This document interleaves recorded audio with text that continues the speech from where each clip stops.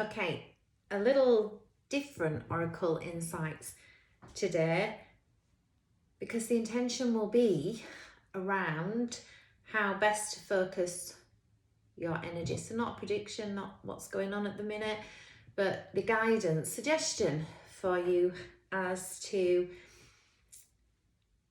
how best to utilize your energy, maybe where to focus.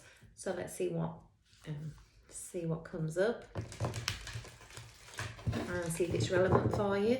So it may be that what comes out you can relate to the activities for whenever you're watching this.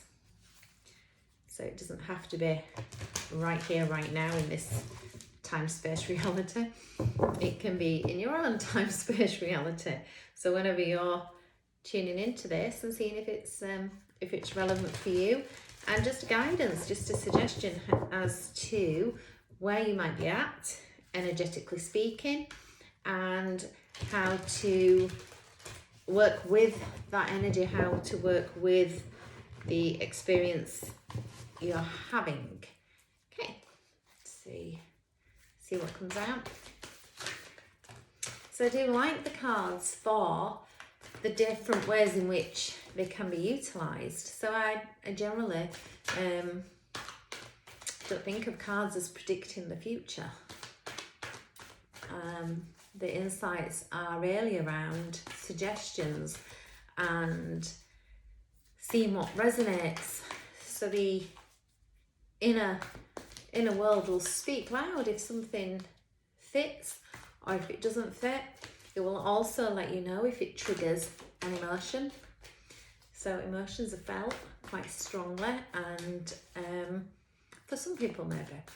So for those that feel emotions quite strongly, just a word from somebody, just a sentence, just an experience can set the internal energy in motion. So, okay.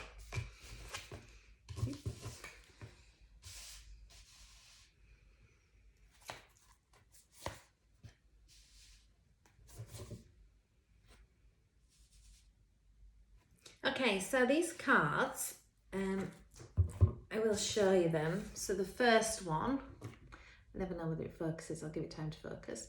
Crow Spirit, co-create with Spirit. Snake Spirit, time to heal. Lion Spirit, be generous of spirit. Wolf Spirit, turn knowledge into wisdom. So intuitively, so I'll read the cards from what I intuit from them. So co-create with spirit.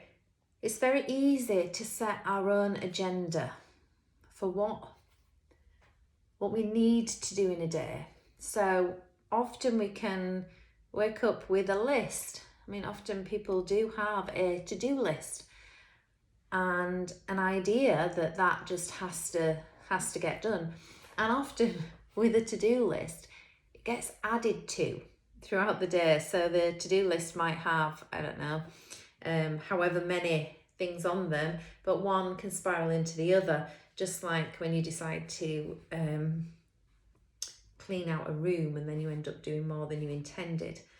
And so the co-create with spirit is not just having an agenda and just come hell or high water achieving that agenda.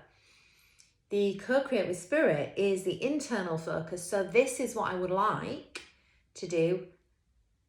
How does that resonate? How does that feel? Do I have the energy to fulfill this list today? Is that the direction in which I'd like to go? Do I feel like I have the energy for it? Does it feel important, or have I got things on that list that really are not necessary? And then tuning in to what you might like to do. So often our lists are practicalities. They are fulfilling expectations, or getting on with jobs, fulfilling an agenda, an internal agenda of what it means to be valuable. So if I don't fulfill these tasks on some level, I'm not good enough, I'm not valuable enough. Okay, so we can apply this to our training, our daily practices, whatever it might be. You know, do we push through? Do we push through when really a gentler approach or a more rounded approach is required?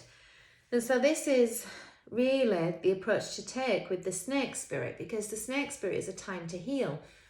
And doing the to-do list, the agenda of practicalities, is very yang. And yang energy is giving. And in order to give, we have to have the energy to give with.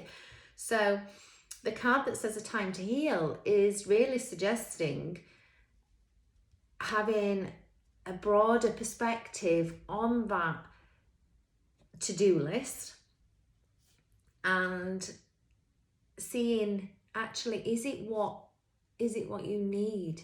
Is it truly what you need? And also, it's always very good to ask ourselves if our agenda is egoic or is it from the heart center? So a time to heal means taking in the fullness, being willing to accept that maybe even though we've got a list of things to do, that perhaps some rest and recuperation is in order. So if those things are, I say, not on fire, so I ask myself, is it on fire? Is it on fire, meaning does it need doing in the here and now? And if yes, then it's a priority. If no, then I check in on what might be a priority. Is there something else that's asking to be looked at? And so then being generous of spirit is not always about giving to others, because we can't be generous of spirit if we don't have the spirit to give. If we're feeling depleted, if we're stuck in our own agenda, often we're not even seeing the others because we have a one-track mind. This is what I need to complete. This is what I need to do. And very often in that mode, other people are just a hindrance. So very hard to be generous of spirit because there's no give. There's no give. It's just going straight forward.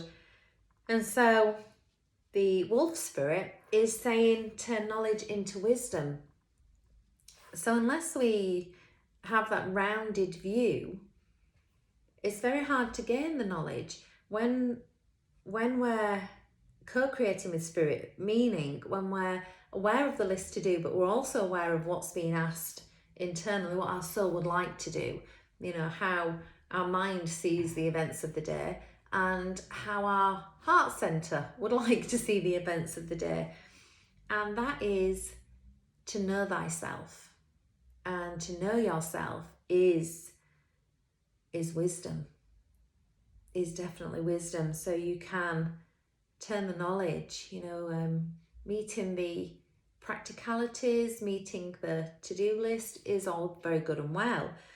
But if it's very giving and yang and there's not much perception or awareness going on, then nothing's really being gained internally.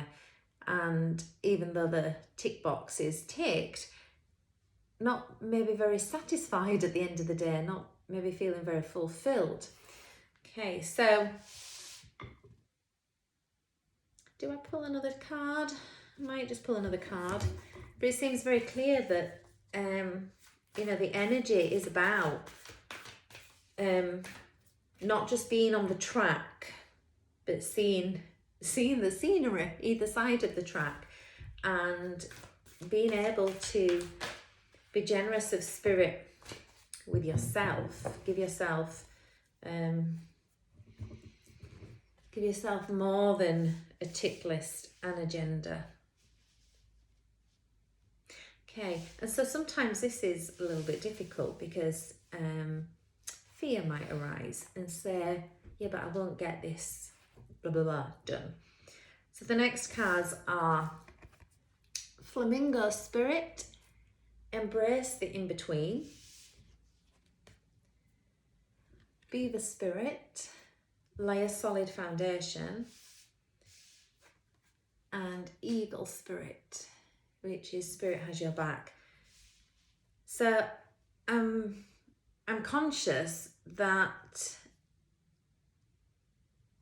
for those people that have a to-do list, and this seems to be a bit aimed at those that are more that way inclined, that their personalities are more tick list orientated, but to just open up a little bit to things maybe flowing, the ebb and flow of the day, might feel uncomfortable. So I did do a post on the willingness to be uncomfortable. So the flamingo spirit is embracing the in-between. So just that while you're getting used to not just having to fill that tick list, then just being aware that it's new territory. It's new ground. You're used to doing it this way. You're used to having an agenda, fulfilling the agenda, and feeling good for fulfilling the agenda. And this is asking, actually, there's some creativity. There's some creativity, some wisdom, some knowledge of yourself. There's a better way of doing things that will leave you with a bit more energy and feeling more fulfilled. And so embracing the in-between is that acknowledging that it's a different way of doing things. So it's okay that it feels uncomfortable, and it's okay that the mind might like to tell you, no, this is wasting my time. I won't get everything done. I haven't got enough time for this. Those are the kind of dialogues that might come up. But actually what you're doing is laying a more solid foundation. We can't run on yang forever. And when the spirit has creative energy that it wants to explore, or different passions and interests that want to make themselves known, wisdom that wants to come through, then just being on the go doesn't allow for that to come in. So as you embrace this, you're creating a foundation, you're getting to feel more comfortable with a creative process that's wanting to come through, a different way of managing your day. When we're younger, the energy behind our day-to-day, getting up early, getting things done, is much more. As we get older, our way of training, our way of doing our day, our rest and replenishment changes too. And in with that, the fullness, the wisdom starts to come through.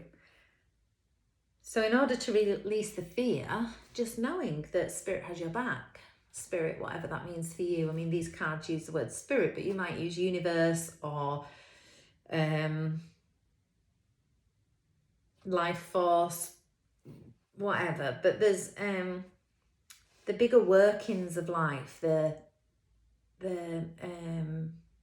law of attraction, the higher energy, the overseer, whatever that means for you, is looking after the process. So, you know, whether you get the tick list done or not is irrelevant. The more important thing is to gain the wisdom and know yourself. So sometimes we can feel good if we've done a good tick list. We feel valued and worthy and deserving. However, we lose in our ability to know ourselves more deeply, to see that there's more to life than a tick list. And there's a new way from this spread. It's suggesting that there's a new way to do the day.